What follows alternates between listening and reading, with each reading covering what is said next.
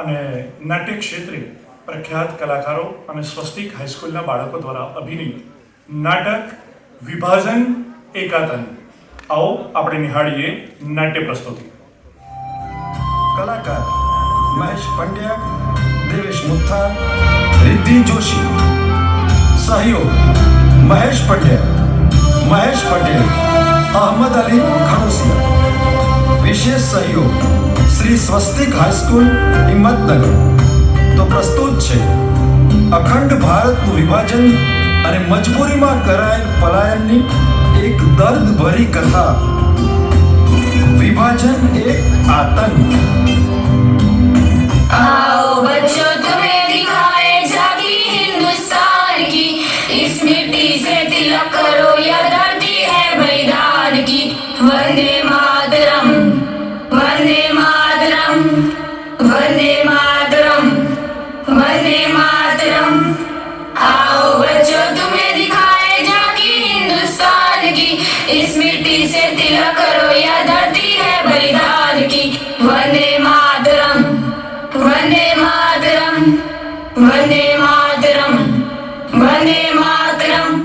દાદાજી ખરેખર આ ગીત હૃદયસ્પર્શી છે. અરે બેટા, વંદે માતરમ શબ્દ જ એવો છે, એને વારંવાર ગાવાનું અને સાંભળવાનું મન થાય. દાદાજી મારે થોડું જાણવું છે, આ વિભાજનનો આતંક શું છે દાદાજી? વિભાજનનો અર્થ નથી ખબર? જ્યારે તને વિભાજનનો અર્થ જ નથી સમજાતો તો આતંકનો અર્થ કઈ રીતે સમજાશે? સાંભળો બાળકો, આ દેશ પહેલા બહુ મોટો હતો, પણ પછી એનું વિભાજન થઈ ગયું. એટલે કે વહેંચી નાખવામાં આવ્યો? હા, વહેંચી નાખવામાં આવ્યું. પણ વહેંચવું અને વિભાજન અલગ અલગ હોય છે. ધારો કે તમારી પાસે 10 ચોકલેટ છે, એને તમારે એકબીજા સાથે વહેંચવી છે, તો કઈ રીતે વહેંચશો? 5-5 લઈ લેશો કેમ? હવે વિચારો કે તમારી પાસે એક જ ચોકલેટ છે, તો શું કરશો? હું એને તોડીને 2 ભાગમાં વેચી દઈશ. બેટા, તોડવું અને ખંડિત કરી દેવું, આને જ વિભાજન કહેવાય. અને એમાંથી જે પીડા ઉપજે છે, જે તકલીફ થાય છે, એ જ આતંક છે. દાદાજી વિભાજન તો સમજાઈ ગયું, પણ આ આતંક વિભાજન એ કઈ સમજાય નહીં. ધ્યાનથી સાંભળો. વિભાજન વિશે ઇતિહાસકારોનો જે દ્રષ્ટિકોણ છે એને ધ્યાનથી સાંભળો અને સમજવાનો પ્રયત્ન કરો.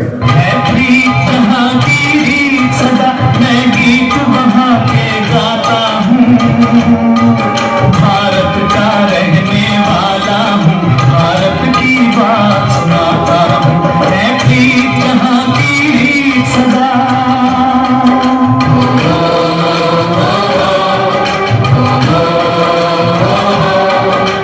અખંડ ભારતનું વિભાજન અભૂતપૂર્વ માનવ વિસ્થાપન અને મજબૂરીમાં કરાયેલ પલાયનની એક દર્દભરી કથા છે, જેમાં લાખો લોકો અજાણ્યાઓની વચ્ચે એકદમ વિપરીત પરિસ્થિતિમાં નવું ઠેકાણું શોધી રહ્યા હતા. વિશ્વાસ અને ધાર્મિક આધાર પર એક હિંસક વિભાજનની કથા ઉપરાંત એ વાતની પણ કથા છે કે કઈ રીતે એક જીવનશૈલી અને વર્ષો જૂના સહ અસ્તિત્વનો યુગ એકદમ જ નાટકીય રીતે આથમી ગયો.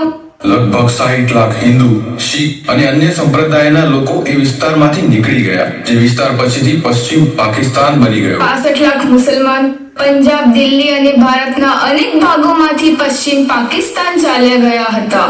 20 લાખ હિન્દુ અને અન્ય સંપ્રદાયના લોકો પૂર્વ બંગાળ, જે પછીથી પૂર્વ પાકિસ્તાન બન્યું, એ છોડીને પશ્ચિમ બંગાળમાં આવ્યા. 1950માં 20 લાખ હિન્દુ અને અન્ય ધર્મના લોકો પશ્ચિમ બંગાળમાં આવ્યા. 10 લાખ મુસલમાન પશ્ચિમ બંગાળ છોડીને પૂર્વ પાકિસ્તાન ચાલ્યા ગયા. આ આતંકમાં મૃત્યુ પામેલાઓનો આંકડો લગભગ 5 લાખ માનવામાં આવે છે. પણ આ આંકડો 5 થી 10 લાખ હોવાનું માનવામાં આવે છે.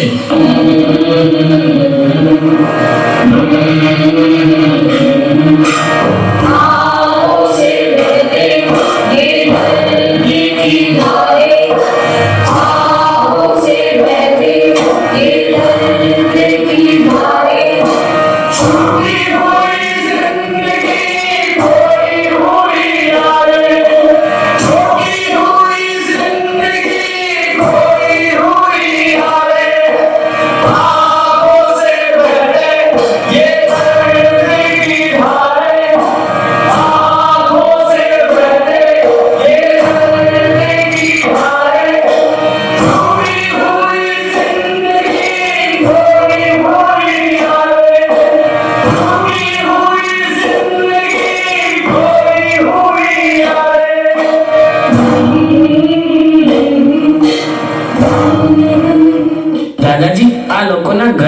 છીનવી લેવાયા છે. મને તો સાંભળીને ડર લાગી રહ્યો છે. આ ડરવા જેવી જ વાત છે બેટા. જરા સાંભળ, જે લોકો એ વખતે ત્યાં હશે એમના પર શું વીત્યું હશે. દાદાજી, ત્યાં તો મારા જેવા પણ બાળકો હશે. એમની કેવી હાલત થઈ હશે? તારા જેવા લાખો બાળકો હતા જેમણે પોતાની નજર સામે બધું જોયું હતું અને આજે એ દ્રશ્યો યાદ કરીને ધ્રુજી ઉઠે છે. વધુ જણાવો ને દાદાજી. જણાવું છું તો સાંભળ બેટા. ये देखो बंगाल यहाँ का हर चप्पा हरियाणा है, यहाँ का बच्चा बच्चा अपने देश में मरने वाला है। आओ बच्चों तुम्हें दिखाएं झांकी हिंदुस्तान की, इस मिट्टी से तिलक करो ये धरती है बलिदान की। Vande Mataram, Vande Mataram, Vande Mataram, Vande Mataram. Good morning sir. Good morning. Sir, સાંભળો ને, પહેલાના તાસમાં વિભાજન વિશે તમે કંઈ કહેતા હતા. તમે કહ્યું હતું કે આપણે ઘણું બધું ગુમાવી દીધું હતું. હવે વિભાજન વિશે આગળ વાત કરો ને, શું થયું હતું? હા, મને યાદ આવ્યું. હું કહેતો હતો કે 20 ફેબ્રુઆરી 1947 બ્રિટિશ વડાપ્રધાન ક્લેમેન્ટ એટલીએ હાઉસ ઓફ કોમન્સમાં ઘોષણા કરી હતી કે સર અહીંથી આગળ હું કહું, મને ખબર છે. ઓહ, વેરી ગુડ. તો તું જ કે. જી સર. અરે પૂનમ, ત્યાંથી નહીં, અહીં આવીને કહે ને બધાને. આ તો મિત્રો, સરકારે 30 જૂન 1948 પહેલા સત્તા સોંપીને ભારત છોડવાનો નિર્ણય કર્યો હતો. સર હું કહું? હા, કે જો કે આખી પ્રક્રિયા લોર્ડ માઉન્ટબેટનને લીધે 1 વર્ષ વહેલી કરી નાખવામાં આવી હતી. હા સર, લોર્ડ માઉન્ટબેટન 31 મે 1947 ના રોજ લંડનથી સત્તા સોંપવાની મંજૂરી લઈને નવી દિલ્હી પરત આવ્યા હતા. મને પણ યાદ આવ્યું કે 2 જૂન 1947 ની ઐતિહાસિક બેઠકમાં વિભાજનની યોજના બાબતે મોટી બહુમતીથી સહમતિ મળી હતી. હા સાહેબ, ભારતના વિભાજનનો નિર્ણય એક પૂર્વ શરત સમૂહ હતો. ભારત જેવા દેશનું વિભાજન ધાર્મિક આધાર પર થાય એ યોજનાનો વ્યાપકપણે વિરોધ થયો હતો. એમ કહેવાય છે કે આ વિભાજન માટે તે જ નેતાઓ માનસિક રૂપથી તૈયાર હતા, જેઓને આ વિભાજનમાં પોતાનું હિત અને ઉજ્જવળ ભવિષ્ય દેખાઈ રહ્યું હતું. અરે વાહ બાળકો, આપ સૌ પાસે તો ઘણી માહિતી છે. હવે આ પછીનો વર્ગ આપણે શરૂ કરીએ એ પહેલા એક નાનકડો વિરામ લઈ લઈએ. વંદે માતરમ, વંદે માતરમ, વંદે માતરમ, વંદે માતરમ. વિભાજન અંગે આપનો મત શું છે? વિભાજનને પ્રોત્સાહન આપવાથી સમાજમાં સુધારો થશે અને વિવિધ સમુદાયોને તેમના પોતાના અધિકારો મળશે. નાના, વિભાજનથી આવું કંઈ જ નહીં થાય. એકતાથી જ સમાજનો વિકાસ સંભવી શકે છે. આપણે સૌએ એક થઈને સમૃદ્ધિના રસ્તે અગ્રેસર થવું જ જોઈએ. આપણી વાતો સારી છે, પરંતુ વાસ્તવિકતા એ છે કે વિભાજનથી જ સર્વ કંઈ શક્ય બને છે. ના, આપણે બધાએ મળીને દેશને પ્રગતિના પથ ઉપર લઈ જવો જોઈએ અને વિભાજનના આતંકને દૂર કરવો જ પડશે. આપને શું લાગે છે, આપણે સૌ સાથે મળીને આ સંદેશો અપનાવી શકીશું? એમ નહીં અપનાવી શકીએ?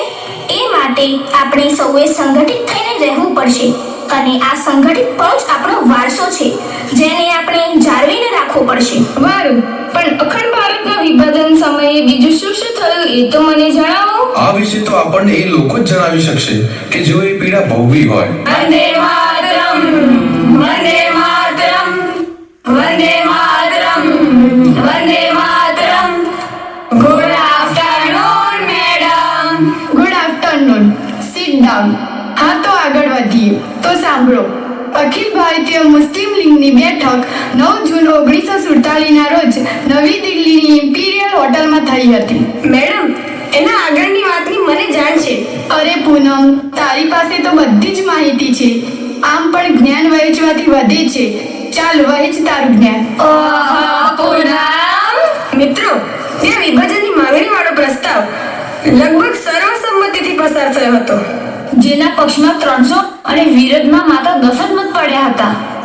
ભારતના વિવિધ ભાગોમાં 1946 અને 1947 થયેલી સાંપ્રદાયિક હિંસાની વ્યાપકતા અને ક્રૂરતા બાબત કેટલીય જગ્યાઓ ઉપર વિસ્તારપૂર્વક પુસ્તકોમાં લખાયેલું છે. એ જ ભાગોમાં એક હતું બંગાળ, જેની વાત હજી સુધી મેં તમને કહી નથી. તેમાં શું થયું હતું ટીચર, કહો ને. એ હું તમને બીજા તાસમાં કહીશ. વંદે માતરમ,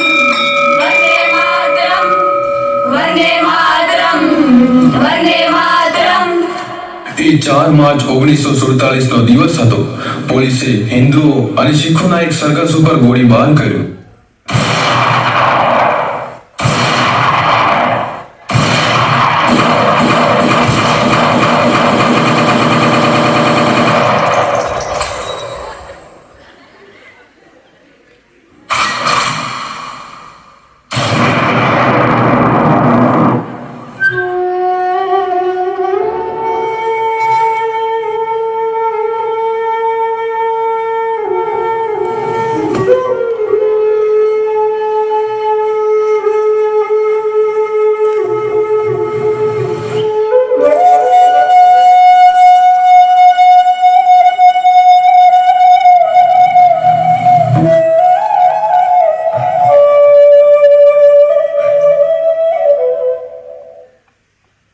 અને જોતજોતામાં 6 માર્ચની સવારે અમૃતસર, જલંધર, રાવલપિંડી, મુલતાન અને સિયાલકોટ સહિત પંજાબના તમામ શહેરો રણખણોની જ્વાળાઓમાં લપેટાઈ ગયા. પંજાબની સરખામણીએ બંગાળમાં દાયકાઓ સુધી વિસ્થાપન અને પુનઃવર્ષણનું સ્વરૂપ બિલકુલ અલગ જ હતું. બંગાળના લોકો ખૂબ જ કામભાગી હતા, કેમ? કેમ કે બંગાળની પ્રજાને બે વખત વિસ્થાપનની પીડા સહન કરવી પડી હતી. બે વખત? હા, બે વખત. એક વખત તો તેઓ બધાને પોતપોતાના ઘર છોડીને પૂર્વ પાકિસ્તાન જવું પડ્યું.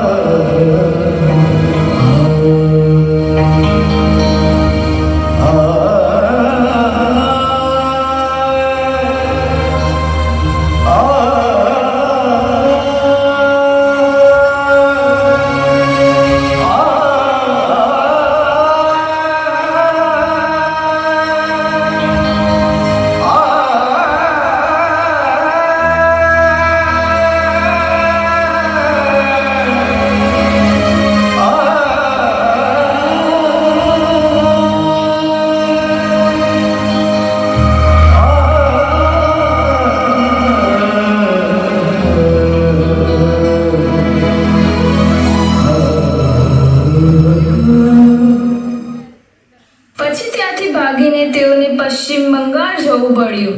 ત્યાંના અધિકારીઓએ વિભાજનથી ઉદ્ભવેલ સંકટની ભયાવહતાને ઘટાડીને આંકણી કરી હતી.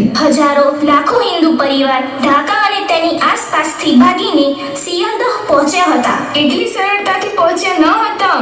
રસ્તામાં બધી જ મહિલાઓ પાસેથી ઘરેણાં છીનવી લેવામાં આવ્યા હતા અને તેઓને અનેકવિધ રીતે યાતનાઓ આપવામાં આવી હતી.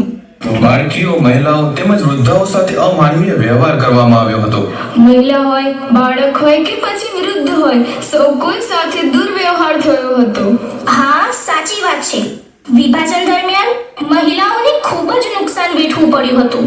લાખો પરિવાર પોતપોતાના સંબંધીઓથી વિખૂટા પડી ગયા હતા. એટલું જ નહીં, કેટલાક લોકો આગગાડીમાં જીવતા ચડ્યા, પણ બીજી તરફ પહોંચતા સુધીમાં લાશના ઢગલા બની ગયા હતા.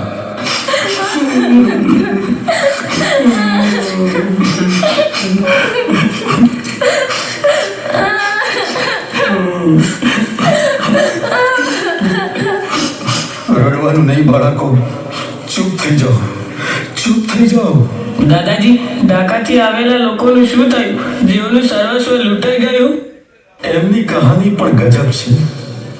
કહેવાય છે ને, ના ઘર ના રહ્યા કે ના ઘાટ ના રહ્યા. એમ કેમ? તેઓ પોતાના ઘર બહાર છોડીને જ્યારે ફરીથી આ દેશમાં આવ્યા તો પોતાના જ ઘરમાં તેઓ નિરાશ્રિત થઈ ગયા.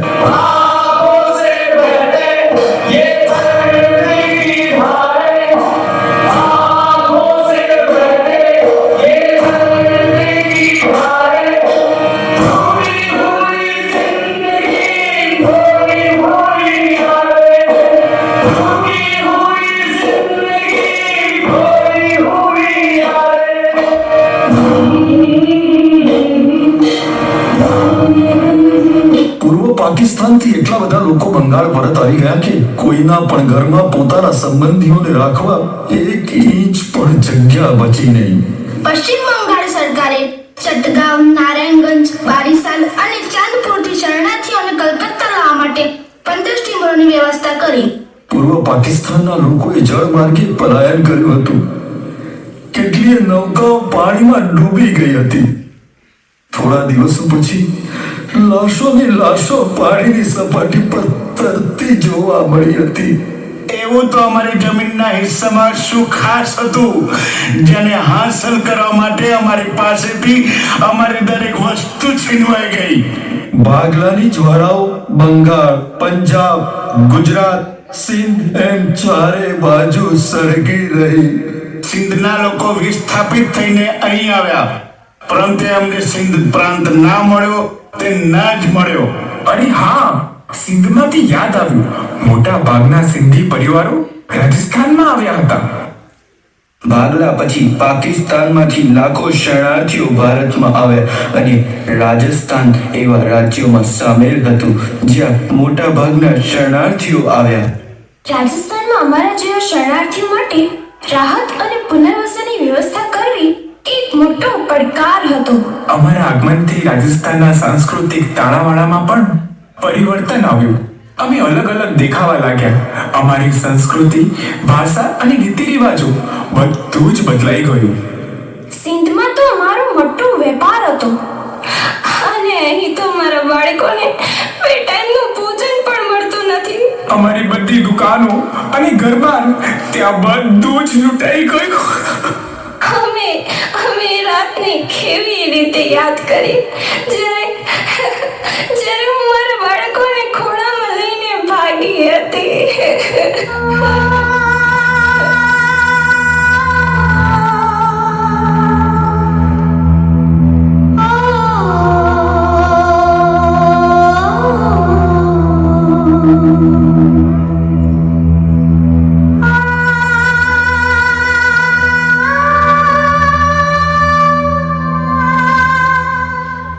દોડતા, ભાગતા, બચતા, બચાવવાનો પ્રયત્ન કરતા જેમ તેમ રાજસ્થાનના બીકાનેરમાં દૂરના સંબંધીના ઘરે પહોંચ્યા. અમારા ઘણા સંબંધીઓ તો રસ્તામાં જ છૂટા પડી ગયા અને અમે તેમને આજ દિન સુધી જોઈ શક્યા નથી.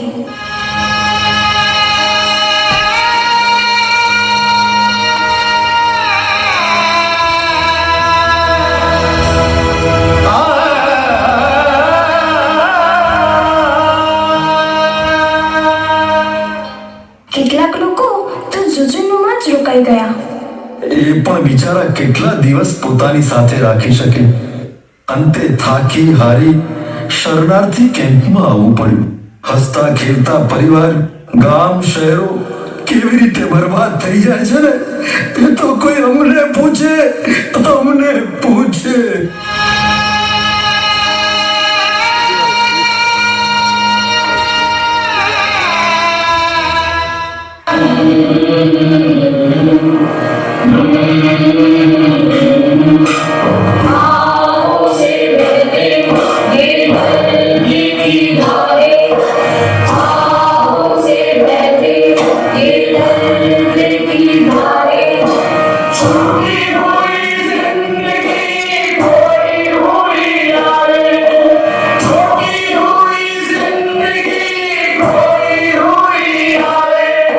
દાદાજી, મારે કઈ સાંભળવું નથી.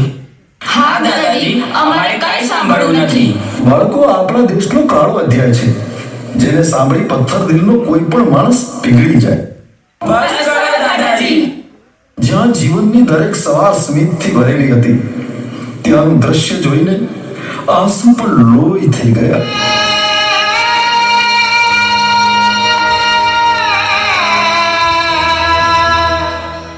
ना है ज्यादा दर्द तेरे भार का कंधे पर जब तोलता हूँ उसे दहशत जंग और क्रूरता से. વિભાજનની વિભીષિકામાં પોતાનો પ્રાણ ગુમાવનાર અને વિસ્થાપનની પીડા સહન કરનારા લાખો ભારતીયોને સલામ. ભારતની એકતા અને અખંડિતતાના રક્ષણ માટે દરેકે સાથે મળીને કામ કરવું પડશે. પડશે. વિભાજન માટેની રાજકીય રમતમાં એક ભાઈની સામે બીજા ભાઈના મનમાં ઝેર ભરવામાં આવ્યું. આ ઝેરથી માણસે માણસને માર્યો. માણસે માણસને વિભાજિત કર્યો. માણસે માણસને ખોયો. આપણા અખંડ ભારતનું વિભાજન થયું. આપણે ગેરમાર્ગે દોરાવાનું નહીં. ભારત દેશને અખંડ રાખવાનો છે. હવે અમે કોઈ રાજકીય ઝાડમાં ફસાઈશું નહીં. અખંડતા અને એકાગ્રતા સાથે આપણે આપણી ભારત માતાને સુખ અને શાંતિથી વિકસિત બનાવીશું. આપણે આપણી ભારત માતાને વિકસિત બનાવીશું. આપણે આપણી ભારત માતાને વિકસિત બનાવીશું. ચાલો આપણે સૌ સંકલ્પ કરીએ. ભારત માતાની જય. ભારત માતાની જય. વંદે માતરમ. વંદે માતરમ.